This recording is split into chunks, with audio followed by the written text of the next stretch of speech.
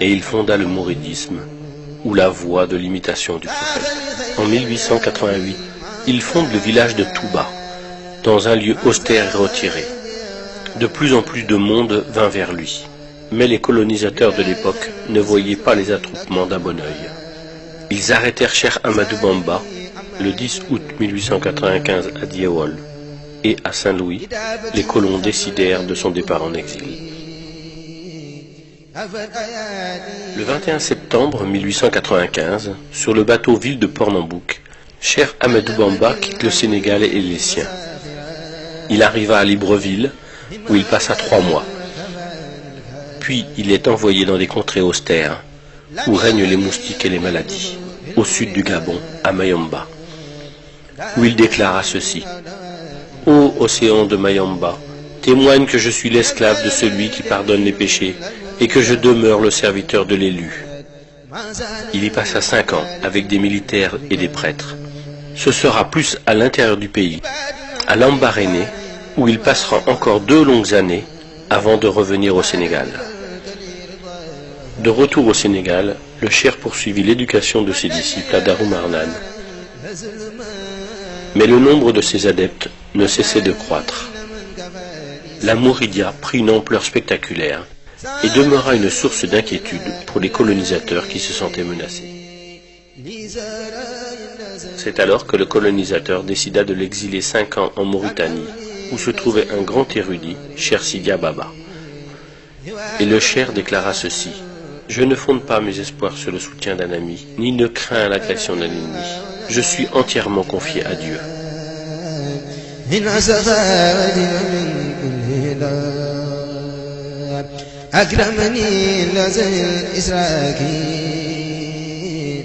De retour au Sénégal, Cheikh Ahmadou Bamba est assigné à résidence à Thiéyenne. Puis il fut envoyé à Diourbel, où il vécut en résidence surveillée jusqu'à la fin de sa vie. En janvier 1919, lorsque les colons voulurent lui remettre la croix de la Légion d'honneur, il la refusa et déclara: « Je suis le captif de Dieu et ne reconnais d'autre autorité que la sienne. Ma récompense incombe au donateur, qui est noble majesté pour le service que je rends à l'élu, qui est pourtant le donateur par excellence. »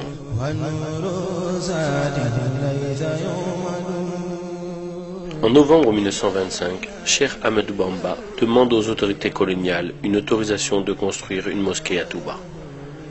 Le 19 juillet 1927, Cheikh Ahmadou Bamba est rappelé à Dieu. Le conseil de famille désigna Cheikh Mouhamadou Moustapha, fils aîné du cheikh, pour la succession de son père. Le nouveau khalife fut chargé de la gestion des chantiers de la Mouridia, dont le plus important était sans conteste celui de l'édification de la mosquée de Touba. Pour mener à bien cette lourde tâche, son père avait loué les services d'un administrateur, en l'occurrence M. Tahiri, commandant du cercle de Thiès. M. Tahiri dilapida les fonds qui lui avaient été confiés. C'est alors que Cheikh Moustapha Mbaké décida de reprendre à son compte les travaux, mais il fut confronté à l'acheminement du matériel de construction. En effet, le matériel lourd ne pouvant se porter à tête d'homme ni à dos d'animal. La construction du chemin de fer était devenue un impératif pour la communauté mouride. 1500 hommes furent mobilisés pour réaliser 50 km de voies ferrées. Et en mars 1931, les trains pouvaient arriver à Touba. Ainsi, les travaux de la grande mosquée se sont déroulés sans arrêt de 1932 à 1939. Mais la Seconde Guerre mondiale éclata et le 1er septembre 1939, Cheikh Moustapha fit arrêter les travaux. La mosquée avait pris de la hauteur. Les esquisses des minarets étaient sorties. 3000 hommes marchaient à pied pour acheminer les pierres de la carrière de Ndok. En 1945, Cheikh Moustapha s'éteignit à Touba, laissant derrière lui une communauté meurtrie mais très soudée. En 1949, les travaux reprirent, et les mourides sont ainsi parvenus à ériger la grande mosquée dans un impressionnant travail de fourmi qui actuellement leur vaut cette hargne, cette bravoure, ce sens de la générosité et du sacrifice, mais aussi de l'efficacité dans le travail. La mosquée fut inaugurée par Cheikh Mohamed Fadel Mbaké, alors deuxième calife. La ville de Touba est devenue aujourd'hui une grande cité religieuse. Dans la vision de Cheikh Ahmed Bamba, Touba devrait réunir les conditions idéales pour répondre aux besoins nécessaires aussi bien de la vie spirituelle que de la vie temporelle. Alors, animé par sa conviction que seul Dieu pouvait lui accorder sa faveur de venir à Touba, il s'est adressé à lui sous forme de prière, et c'est uniquement à ce sujet qu'il a écrit son livre intitulé Matlabul Fawzaini, c'est-à-dire Quête de la double réussite.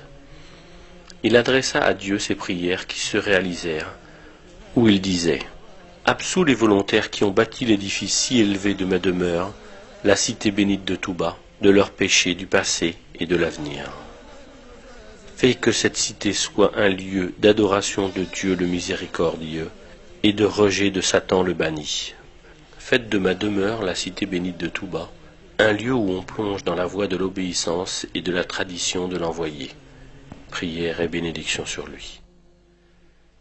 Convaincu que la connaissance de la science islamique est la voie royale qui permet d'accéder à la meilleure place dans la vie spirituelle, il s'adressa à Dieu et dit « Fais que cette cité soit un réceptacle d'enseignement, un lieu de méditation et d'entendement, fais qu'elle soit un lieu d'éducation et un magistère d'enseignement. » Dans le domaine du temporel, Cheikh Ahmadou Bamba avait bien compris que la réussite économique est un facteur déterminant dans l'accomplissement des obligations religieuses dans toute société, car elle assure sécurité et stabilité. Il disait « Fais que cette terre soit une terre de richesse, de sécurité, de miséricorde et d'abondance tout le temps. Favorise les habitants de Touba d'un bienfait en eau abondante, ruisselante et qui court à l'instar d'un ruisseau. Protège cette demeure du vagabondage et de la délinquance et de toute promiscuité.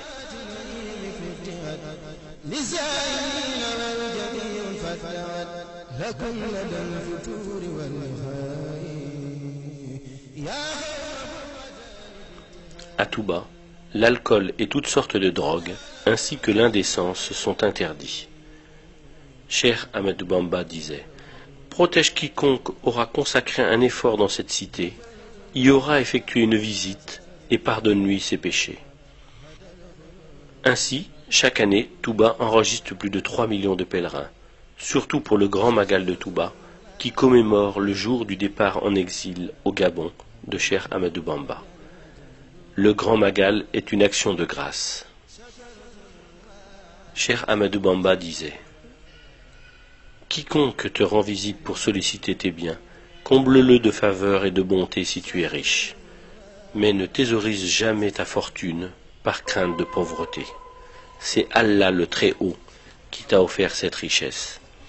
Si tu la dépenses délibérément pour son amour, il te restituera tout ce que tu auras dépensé. » Pour la lecture du Saint-Coran, Cheikh Ahmadou Bamba disait « Quiconque veut parvenir à proximité d'Allah doit lire le Coran sans jamais l'abandonner. Celui qui veut, dis-je, obtenir l'agrément d'Allah doit lire et méditer le Coran. » Masalik.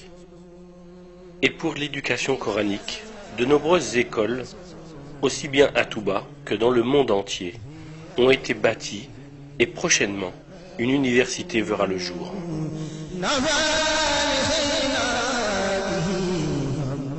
Les mausolées des grands dignitaires mourides sont souvent au pied de la mosquée. Ainsi, après une prière pour honorer le fondateur, les mourides prient en hommage aux successeurs de Cheikh Ahmadou Bamba et de la famille.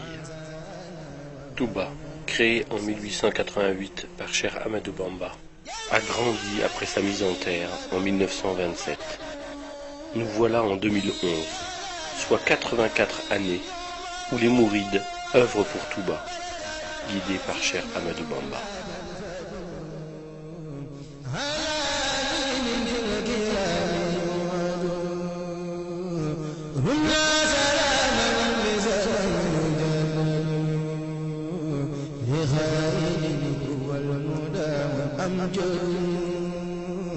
يلا